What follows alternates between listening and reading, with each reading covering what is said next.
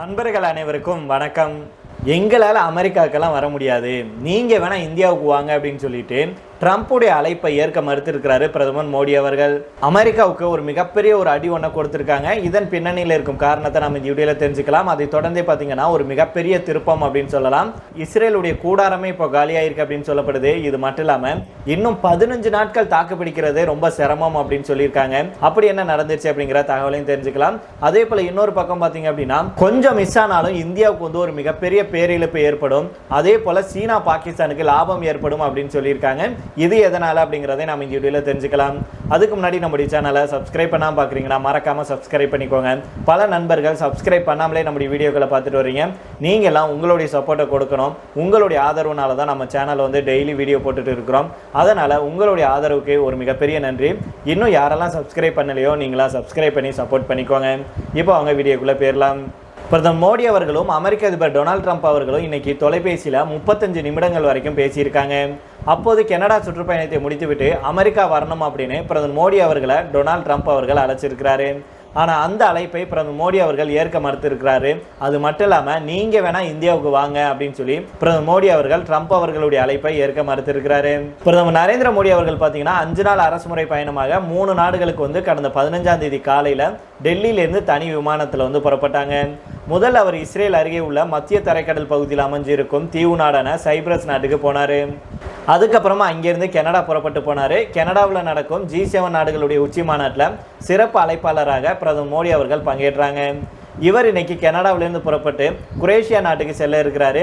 இந்தியாவுக்கும் குரேஷியாவுக்கும் இடையிலான உறவு வர்த்தகத்தை வலுப்படுத்துறது மட்டும் இல்லாமல் மோடி அவர்கள் அந்த நாட்டு தலைவருடன் பேச இருக்காங்க. குரேஷியா பயணத்தை முடிச்சதுக்கு அப்புறம் பிரதமர் மோடி அவர்கள் நம்முடைய நாட்டுக்கு வருகை தர இருக்கிறாரு. அதனால் தற்போது பார்த்தீங்கன்னா பிரதமர் மோடி அவர்கள் வந்து கனடாவில் தான் இருக்காங்க. G7 கூட்டமைப்பை எடுத்துக்கொண்டா France, America, Britain, Germany, Italy, Japan, Canada உள்ளிட்ட நாடுகள் இருக்காங்க. இந்த மாநாட்டில் அந்தந்த நாடுகளுடைய தலைவர்கள் பங்கேற்றாங்க. அமெரிக்கா சார்பில் டொனால்ட் ட்ரம்ப் அவர்கள் பங்கேற்றாரு. ட்ரம்ப் அவர்களும் மோடி அவர்களும் சந்திக்க இருந்தாங்க. ஆனால் இஸ்ரேல் ஈரான் மோதல்னால G7 உச்சி மாநாட்டிலேருந்து பாதியிலேயே ட்ரம்ப் அவர்கள் அமெரிக்கா புறப்பட்டார். இதனையடுத்து பிரதமர் மோடி அவர்களும் டொனால்ட் ட்ரம்ப் அவர்களும் தொலைபேசியில் பேசியிருக்காங்க. மொத்தம் 35 நிமிடங்கள் வரைக்கும் இருவருக்கும் இடையே உரையாடல் நடந்திருக்கு. இந்த தொலைபேசி உரையாடலின் போது டொனால்ட் ட்ரம்ப் அவர்கள் பிரதமர் மோடி அவர்களை அமெரிக்காவுக்கு வரும்படி சொல்லியிருக்கிறாரு. பிரதமர் மோடி அவர்கள் தற்போது கனடாவில் இருக்கிறாரு. கனடாவும் அமெரிக்காவும் அண்டை நாடுகளாகவும் 2 நாடுகளும் எல்லையை பகிர்ந்து கொள்றாங்க. இதனால கனடா சுற்றுப்பயணத்தை முடிச்சுட்டு அமெரிக்கா வரும்படி ட்ரம்ப் அவர்கள் சொல்லியிருக்கிறாரு. அதுக்கு நம்முடைய பிரதமர் மோடி அவர்கள் வந்து மறுப்பு தெரிவிச்சிருக்காங்க. கனடா சுற்றுப்பயணத்தை முடிச்சுட்டு நான் வந்து குரேஷியா போறேன். ஏற்கனவே இதை பற்றி குரேஷியா நாட்டுக்கு உறுதிமொழி கொடுத்துட்டேன். இதை வந்து என்னால் மீற முடியாது. அதனால் அமெரிக்காவுக்கு வர எங்களால் முடியாது அப்படின்னு பிரதமர் மோடி அவர்கள் சொல்லியிருக்காங்க. இந்தியாவில் விரைவில் குவாட் உச்சி மாநாடு நடைபெற இருக்கு. இந்த மாநாட்டில் பங்கேற்க இந்தியாவுக்கு வாருங்கள் அப்படின்னு பிரதமர் மோடி அவர்கள் அழைப்பு விடுத்திருக்காங்க. இது மட்டும் இல்லாமல் டொனால்ட் ட்ரம்ப் அவர்களும் நம்முடைய பிரதமர் மோடி அவர்களும் 35 நிமிடங்கள் வரைக்கும் பேசுனாங்க அப்படின்னு சொன்னோம் இல்லையா. அப்போ வந்து ஆபரேஷன் சிந்தூர் நடவடிக்கையின் போது இந்தியா வந்து எந்த நாட்டையும் மத்தியஸ்தம் செய்ய அழைக்கல, அமெரிக்கா கூட வர்த்தகம் குறித்து விவாதிக்கல அப்படின்னு அதிரடியாக சொல்லியிருக்கிறாரு. இந்த நிலையில இந்தியா பாகிஸ்தான் மோதலை தான் நிறுத்தியதாக சொன்ன நிலையில அப்படி எதுவும் நீங்கள் செய்யலை அப்படின்னு ஆணித்தரமாக மூஞ்சிக்கு நேராகவே பிரதமர் மோடி அவர்கள் ட்ரம்ப் அவர்கள்ட்ட சொல்லியிருக்கிறார் அப்படிங்கிற தகவல் கிடைச்சிருக்கு.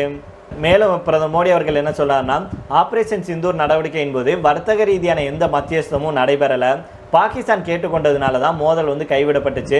இந்த வாரத்தில் இன்னொரு நாட்டை மத்தியஸ்தம் செய்ய ஒருபோதும் நாங்கள் அழைச்சதில்லை, இனியும் நாங்கள் அழைக்க மாட்டோம் அப்படின்னு அதிபர் ட்ரம்ப்பிடம் பிரதமர் மோடி அவர்கள் தெரிவிச்சிருக்கிறாரு.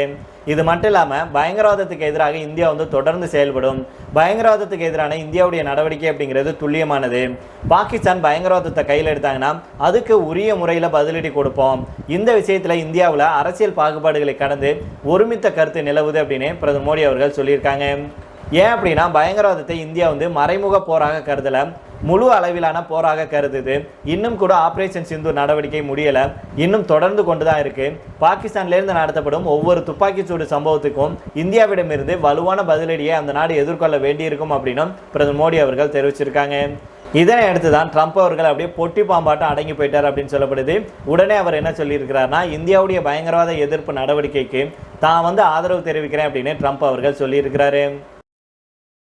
ஓகே, இந்திய அமெரிக்க மோதல் வந்து ஒரு பக்கம் இருந்தாலும் இன்னொரு பக்கம் பார்த்தீங்க அப்படின்னா இஸ்ரேல் ஈரான் போரில் வந்து ஒரு மிகப்பெரிய திருப்பம் ஒன்று ஏற்பட்டிருக்கு. ஈரானுடைய ஏவுகணைகளை இடைமறித்து அளிக்கும் திறமை இஸ்ரேலுக்கு இருந்தாலும் பாதுகாப்புக்கான செலவுகள் அதிகரிச்சிருக்கிறது அந்த நாட்டுக்கு கவலையை ஏற்படுத்தியிருக்கு அப்படின்னு சொல்றாங்க. இதனால அந்த நாடு வந்து போர்ல அடுத்த 10லேருந்து 15 நாட்கள் வரைக்கும் தாக்குப்பிடிக்கிறதே சிரமம் அப்படிங்கிற தகவல் வெளியாயிருக்கு. ஏவுகணையை இடைமறித்து அளிக்க இஸ்ரேலுக்கு ஏறக்குறைய $3 மில்லியன் செலவாகுது.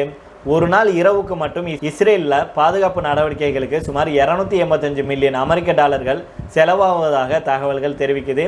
இதனால இஸ்ரேல் வந்து எவ்வளவு காலம் தாக்குப்பிடிக்கும் அப்படிங்கிற கேள்வி வந்து உருவாகியிருக்கு. ஈரானுடைய ஆயுத கிடங்குல இஸ்ரேலை தாக்கும் திறன் கொண்ட 2000 ஏவுகணைகள் இருப்பதாக மதிப்பிடப்பட்டிருக்கு. அதிக உயரத்தில் இருக்கும் பாலிஸ்டிக் ஏவுகணைகளை இடைமறித்து அளிக்க ஏரோ அமைப்பை இஸ்ரேல் பயன்படுத்திட்டு வருது. இஸ்ரேல் பெரும்பாலான ஏவுகணைகளை அளித்திருந்தாலும் இதையெல்லாம் செய்ய இஸ்ரேலுக்கு அதிக செலவாகுது. மறுபக்கம் இஸ்ரேலுடைய வான் பாதுகாப்பு அமைப்புகளுடைய இருப்புகள் குறைஞ்சிட்டு வருது. அதாவது ராக்கெட்டுகள், ஏவுகணை தடுப்பு அமைப்புகளுடைய எண்ணிக்கை குறைஞ்சிட்டு வருது அப்படின்னு சொல்றாங்க.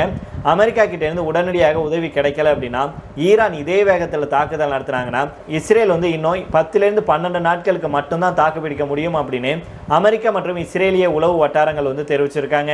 இப்போதே இஸ்ரேலுடைய பாதுகாப்பு அமைப்புக்கு அழுத்தத்துக்கு உள்ளாயிருக்கு அப்படின்னும் விரைவில் எந்த ஏவுகணைகளை இடைமறிப்பது, எந்த ஏவுகணையை தாக்குறதுக்கு அனுமதிப்பது அப்படிங்கிற கடுமையான முடிவை இஸ்ரேல் எடுக்க வேண்டியிருக்கும் அப்படின்னும் அந்த வட்டாரம் வந்து மேலும் தெரிவிச்சிருக்காங்க.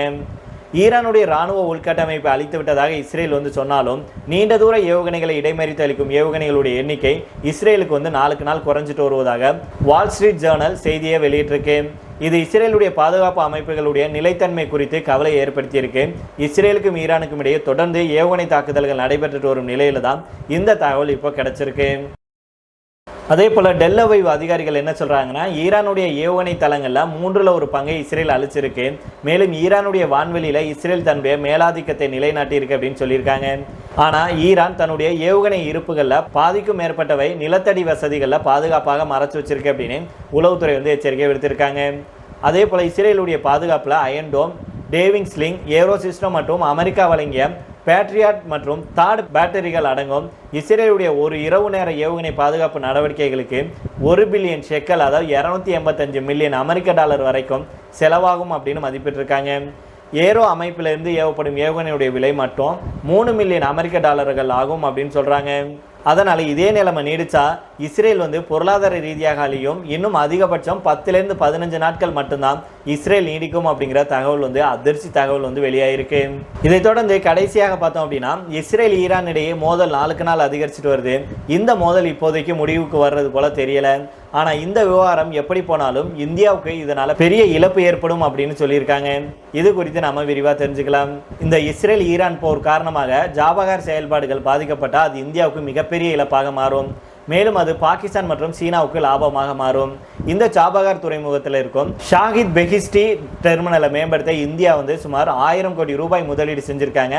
இதன் மூலமாக அங்கே சரக்கு செயல்பாடுகள் எளிமையாகும். இதுக்கு பதிலடியாக அடுத்த 10 வருஷத்துக்கு இந்த டெர்மினல் இந்தியாவுடைய கட்டுப்பாட்டில் இருக்கும்.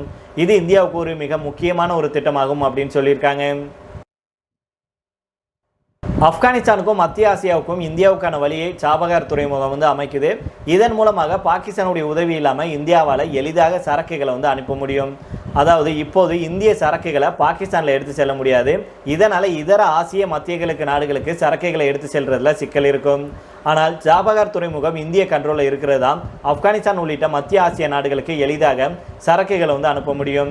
இந்தியா வந்து இந்த துறைமுகத்தை இயக்கிட்டு வர்றதுனால இங்கே வரும் கண்டெய்னர் கப்பல்களுடைய எண்ணிக்கையும் தொடர்ந்து அதிகரிச்சுட்டே வருது. மேலும் சீனா பாகிஸ்தான் பொருளாதார வழித்தடத்தின் கீழ், அதாவது சிபிஎஸ்சி திட்டம் இருக்கு இல்லையா, இது வந்து சீனாவால் உருவாக்கப்பட்ட பாகிஸ்தானுடைய குவாதார் துறைமுகத்துக்கு போட்டியாக இந்த துறைமுகம் இருக்கும் அப்படின்னும். ஆனால் இப்போது இந்த மோதல்னால ஈரான் மேலே மேற்குலக நாடுகள் கூடுதல் பொருளாதார தடைகளை விதிக்கலாம் அப்படின்னு சொல்லியிருக்காங்க. கடந்த காலங்களில் விதிக்கப்பட்ட பொருளாதார தடைகளில் இந்த துறைமுகத்துக்கு விலக்கு அளிக்கப்பட்டு இருந்துச்சு. ஆனால் இப்போது நிலைமை மோசமாயிட்டு வர்றதுனால இந்த துறைமுகத்துடைய செயல்பாடுகளுக்கும் பொருளாதார தடைகள் விதிக்கப்படலாம். இது இந்தியாவுக்கு ஒரு மிகப்பெரிய பின்னடைவை ஏற்படுத்தும் அப்படின்னு சொல்லியிருக்காங்க. அதுக்கு அடுத்ததாக இன்னொரு முக்கியமான பாதிப்பு என்ன அப்படின்னா, இந்தியா மத்திய கிழக்கு ஐரோப்பா பொருளாதார காரிடோர். இந்தியா, ஐக்கிய அரபு Emirates, Saudi Arabia, Jordan, Israel வழியாக ஐரோப்பாவுக்கான பொருளாதார வழித்தடம் கடந்த 2023 G20 மாநாட்டின் போது அறிவிக்கப்பட்டுச்சு. சவுதி அரேபியாவும் ஐக்கிய அரபு எமிரேட்ஸும் இதுக்கு தயாராக இருப்பதாக தெரிவிச்சிருக்காங்க. சீனாவுடைய பெல்ட் அண்ட் ரோடு இனிஷியேட்டிவ் திட்டத்துக்கு இது ஒரு பின்னடைவாக இருக்கும் அப்படிங்கிறதுனால அமெரிக்காவுடைய ஆதரவும் இருக்கு.